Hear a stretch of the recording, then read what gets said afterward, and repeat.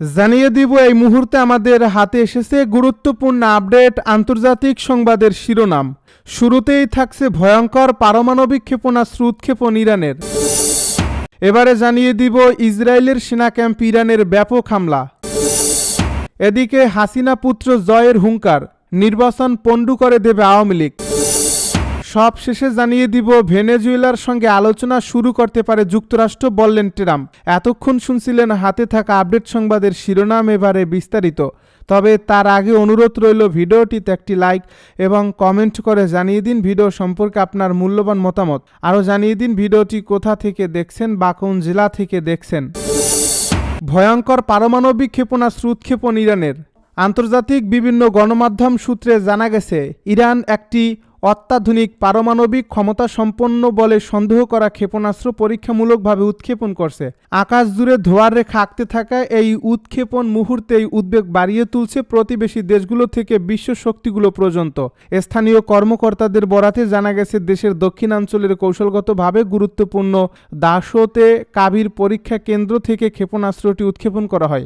এই ক্ষেপণাস্ত্রটি ঠিক কোন মডেলের তা আনুষ্ঠানিকভাবে জানানো না হলেও এটি দীর্ঘ পাল্লার এবং ভারী পেলোড বহনে সক্ষম এমন ইঙ্গিত পাওয়া গেছে।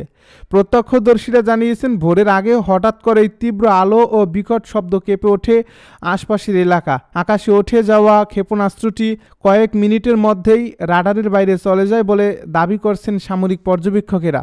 ইরানের প্রতিরক্ষা মন্ত্রণালয় এক বিবৃতিতে জানিয়েছে, এটি নিয়মিত প্রতিরক্ষা সক্ষমতা যাচাইয়ের অংশ এবং কোনো দেশের জন্য হুমকি নয়। তবে পশ্চিমা শক্তিগুলো অত্যন্ত সতর্ক প্রতিক্রিয়া জানিয়েছে। মার্কিন প্রতিরক্ষা দপ্তর পরীক্ষাটিকে উদ্বেগজনক বলে উল্লেখ করছে। অন্যদিকে ইউরোপীয় ইউনিয়ন এর প্রভাব পর্যবেক্ষণে জরুরি বৈঠকের আহ্বান জানিয়েছে। ইসরায়েলের সেনা ক্যাম্পে ব্যাপক হামলা। মধ্যপ্রাচ্যে আবার উত্তেজনার আগুন ছড়িয়ে পড়ছে। ইসরায়েলের এক গুরুত্বপূর্ণ সামরিক ঘাঁটিতে হঠাৎই সংঘটিত হয়েছে শক্তিশালী হামলা, যার দায় অস্বীকার না করলেও পরোক্ষভাবে ইরান সমর্থিত গোষ্ঠীগুলোর দিকে আঙুল উঠছে। আন্তর্জাতিক অঙ্গনে শুরু হয়েছে তীব্র নড়াচড়া। এটি কি বৃহত্তর সংঘাতের পূর্বাভাস? আজ ভোররাতের দিকে ইসরায়েলের উত্তরের একটি সামরিক ক্যাম্পে পরপর বিস্ফোরণের শব্দ শোনা যায়। স্থানীয় কর্মকর্তাদের বরাতে জানা গেছে, কমপক্ষে 4টি ড্রোন ও ক্ষেপণাস্ত্র লক্ষ্যবস্তুতে আঘাত হানে, যা ক্যাম্পের অস্ত্রাগার এবং যোগাযোগ ভবনে বড় ধরনের ক্ষতি করে। এই হামলার দায় নিশ্চিতভাবে কেউ স্বীকার না করলেও ইসরায়েলি প্রতিরক্ষা বাহিনী দাবি করছে, এটি ইরান পৃষ্ঠপোষকতা প্রাপ্ত বাহিনীর পরিকল্পিত আক্রমণ। প্রত্যক্ষদর্শীরা জানিয়েছেন, আকাশ জুড়ে আগুনের গোলা দেখা যাচ্ছিল এবং বিস্ফোরণের অভিঘাতে আশপাশের ভবনগুলো কেঁপে ওঠে। ঘটনাস্থলে দ্রুত পৌঁছে সেনারা আহত সদস্যদের উদ্ধার করে নিরাপদে স্থানে সরিয়ে নেয়। ইসরায়েলি সামরিক মুখপাত্র জানিয়েছেন, পরিস্থিতি নিয়ন্ত্রণে আনতে বিমান প্রতিরক্ষা ব্যবস্থা সক্রিয় ছিল, তবে সব ড্রোন ভূপাতিত করা সম্ভব হয়নি। আন্তর্জাতিক গণমাধ্যম সূত্রে জানা গেছে, এই হামলার পর তেল আবিব জরুরি বৈঠক ডেকেছে এবং সীমান্ত অঞ্চলে অতিরিক্ত সেনা মোতায়েন করছে। ইরানের পক্ষ থেকে এখনও সরাসরি কোনো বিবৃতি না এলেও তেহরানের ঘনিষ্ঠ সূত্রগুলো ইঙ্গিত দিয়েছে, এটি ইসরায়েলের সাম্প্রতিক সীমান্ত অভিযানগুলোর জবাব। জাতিসংঘ গভীর উদ্বেগ প্রকাশ করে দুই দেশকে সংযম অবলম্বনের আহ্বান জানিয়েছেন। যুক্তরাষ্ট্র ও ইউরোপীয় ইউনিয়ন পরিস্থিতি নিবিড়ভাবে পর্যবেক্ষণ করছে বলে জানায় এবং এই অঞ্চলে আরও অস্থিতিশীলতা সৃষ্টি হলে তা বৈশ্বিক নিরাপত্তার জন্য গুরুতর হুমকি হতে পারে বলে সতর্ক করেছে। নির্বাচন পণ্ডু করে দেবে আওয়ামী লীগ, হাসিনা পুত্র জয়ের হুঙ্কার। জুলাই গণ অভ্যুত্থানে ক্ষমতাচ্যুত স্বৈরাচারী প্রধানমন্ত্রী শেখ হাসিনার ছেলে সজীব ওয়াজেদ জয় হুমকি দিয়ে বলেছেন, আওয়ামী লীগের উপর থেকে নিষেধাজ্ঞা না তুলে নিলে দলটির নেতাকর্মী সমর্থকের আগামী বছরের ফেব্রুয়ারি মাসে অনুষ্ঠিত হতে যাওয়া জাতীয় নির্বাচন পণ্ডু করে দেবে। একই সঙ্গে পরিস্থিতির অবনতি হলে আন্দোলন সহিংসতায় রূপ নিতে পারে বলেও হুঙ্কার দেন তিনি। রোববার ব্রিটিশ বার্তা সংস্থা রয়টার্সকে দেওয়া এক সাক্ষাৎকারে এই হুমকি দেন জয়। জুলাই গণ অভ্যুত্থানের সময় সংগঠিত গণহত্যা সহ বিভিন্ন মানবতা বিরোধী অপরাধের মামলায় ক্ষমতাচ্যুত শেখ হাসিনা সহ 3 জনের বিরুদ্ধে করা মামলার রায় ঘোষণার একদিন আগে এই মন্তব্য করলেন তিনি। জাতিসংঘের এক প্রতিবেদন বলছে, গত বছরের 15 জুলাই থেকে 5 আগস্টের মধ্যে সরকার বিরোধী বিক্ষোভে নিরাপত্তা বাহিনীর গুলিতে কমপক্ষে 1400 মানুষ নিহত হয়েছেন আর আহত হয়েছেন হাজার হাজার মানুষ। 1971 সালের স্বাধীনতা যুদ্ধের পর এটি বাংলাদেশের সবচেয়ে ভয়াবহ রাজনৈতিক সহিংসতা।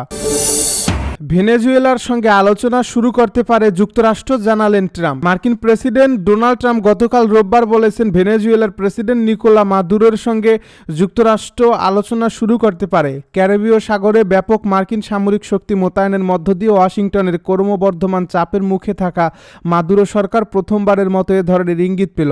ট্রাম্পের এই মন্তব্য অঞ্চল জুড়ে ক্রমাগত বাড়তে থাকা উত্তেজনাপূর্ণ পরিস্থিতি প্রশমনের সম্ভাব্য পথগুলোর একটি হিসেবে বিবেচনা করা হচ্ছে।